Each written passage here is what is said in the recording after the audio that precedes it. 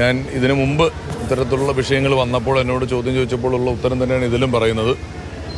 Police നടപടി എടുത്തിട്ടുണ്ട്, പരാതിക്കാരിയുടെ പരാതിയിന്മേൽ ഈ നടപടി എടുത്തിട്ടുണ്ട്. ആ നടപടികൾക്കനുസരിച്ച് കൃത്യമായ അന്വേഷണം നടക്കുകയും നീതി ഏത് പക്ഷത്താണോ ആ പക്ഷത്തിന് നീതി ലഭിക്കുകയും ചെയ്യണം എന്നുള്ളത് തന്നെയാണ് എൻ്റെ അഭിപ്രായം. എല്ലാ സമയത്തും അങ്ങനെ തന്നെയാണ്.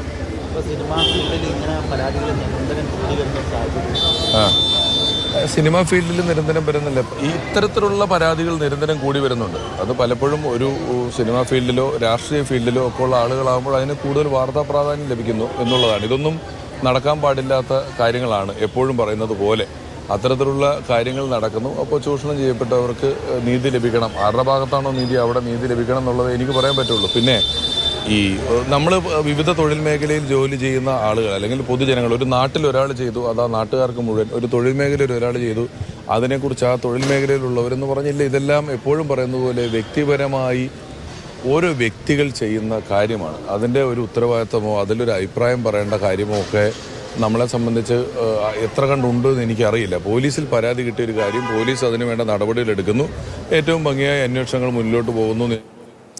ഇതാണ് രമേശ് പിഷാരടിയുടെ നിലപാട്, പ്രതികരണം. ഏത് ഭാഗത്താണോ നീതി ആ ഭാഗത്ത് നീതിയുക്തമായ നടപടി കോടതിയുടെ ഭാഗത്തുനിന്നും പോലീസിന്റെ ഭാഗത്തുനിന്നും ഉണ്ടാകട്ടെ എന്നതാണ്. രാഗിൻ, ഇപ്പോൾ രമേശ് പിഷാരടിയുടെ പ്രതികരണം വരുമ്പോഴും ഇതിന് രാഷ്ട്രീയമായ മറ്റൊരു മാനം കൂടിയുണ്ടല്ലോ. രഞ്ജിത്ത് ഇടതുപക്ഷത്തിനൊപ്പം അടിയുറച്ചു നിന്നാണ്, സർക്കാരിന്റെ കാലത്ത് സുപ്രധാനമായ പദവി വഹിച്ചയാളാണ്. നേരത്തെയും ചില കേസുകളുണ്ട് എന്ന കാര്യം റിമാൻഡ് റിപ്പോർട്ടിൽ ഉൾപ്പെടെ പരാമർശിക്കപ്പെടുന്നുണ്ട്. ഇപ്പോൾ തിരഞ്ഞെടുപ്പ് പ്രഖ്യാപിക്കപ്പെട്ട ഘട്ടത്തിൽ പോലീസിന്റെ നിയന്ത്രണം നേരിട്ട് സർക്കാരിന്റെ കയ്യിലാണ് എന്ന് പറയാൻ കഴിയില്ല. തെരഞ്ഞെടുപ്പ് കമ്മീഷനും മറ്റൊരു സമാന്തരമായ സംവിധാനം പോലെയാണ് പ്രവർത്തിക്കുന്നത്. അതും ഈ പരാതിയിൽ വേഗത്തിലുള്ള നടപടിക്ക് വഴിവെച്ചിട്ടുണ്ടോ? തീർച്ചയായും ഇപ്പോൾ തെരഞ്ഞെടുപ്പിന്റെ ഒരു പശ്ചാത്തലവും കൂടിയാണ്. ഇതടക്കമുള്ള കാര്യങ്ങൾ ഒരുപക്ഷെ പോലീസിന് മുന്നിലേക്ക് വന്നിട്ടുണ്ടാകാം. മാത്രമല്ല ഇത് റീസെന്റ് ആയിട്ടുള്ള ഒരു പരാതിയാണ്. അതാണ് ഈ കേസിന്റെ മെറിറ്റുമായി ബന്ധപ്പെട്ട് നമുക്ക് പറയാൻ കഴിയുന്നത്.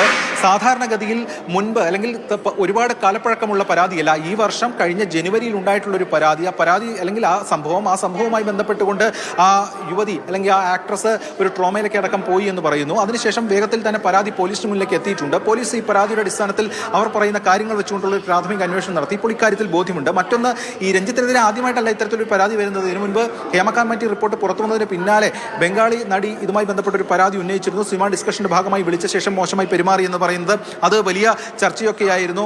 അതിൽ കേസെടുത്തിരുന്നു. അതോടൊപ്പം മറ്റൊരു യുവാവിന്റെ പരാതി വന്നിരുന്നു, ബംഗളൂരുവിൽ വെച്ച് ഇത്തരത്തിൽ മോശമായി പെരുമാറി എന്നടക്കമുള്ള കാര്യങ്ങൾ. അപ്പോൾ ഇതിനു മുൻപ് ഇത്തരത്തിലുള്ള ഇൻസിഡന്റുകൾ ഉണ്ട്.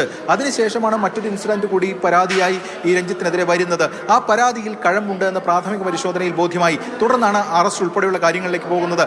കാരണം ഇത്തരത്തിൽ ഇത് നീട്ടിക്കൊണ്ടുപോയാൽ അത് പിന്നീടും അല്ലെങ്കിൽ അത്തരത്തിലുള്ള ഒരു സ്ത്രീ സുരക്ഷ ഉൾപ്പെടെയുള്ള കാര്യങ്ങളുടെ വിഷയങ്ങൾ വീണ്ടും സജീവമായി സ്വാഭാവികമായിട്ടും ചർച്ച ചെയ്യപ്പെട്ടു വരാം. അത് ഇതിനു മുൻപ് ഇത്തരത്തിൽ പരാതി വന്നിരുന്ന ഒരാൾ കൂടിയാണ് എന്ന ആ കാര്യം കൂടി വിലയിരുത്തുമ്പോൾ ഇതിൻ്റെയൊക്കെ അടിസ്ഥാനത്തിലാണ് പോലീസ് പൊടുന്നതിന് ഇടപെട്ടത് എന്നതാണ് നമുക്ക് വ്യക്തമാകുന്നത്. എന്തായാലും അല്പസമയത്തിന് തന്നെ കൊച്ചി സിറ്റി പോലീസ് കമ്മീഷണർ ഇവിടേക്ക് എത്തും. ഈ കേസുമായി ബന്ധപ്പെട്ട വിശദാംശങ്ങൾ നമ്മൾ ആരായുകയും ചെയ്യും.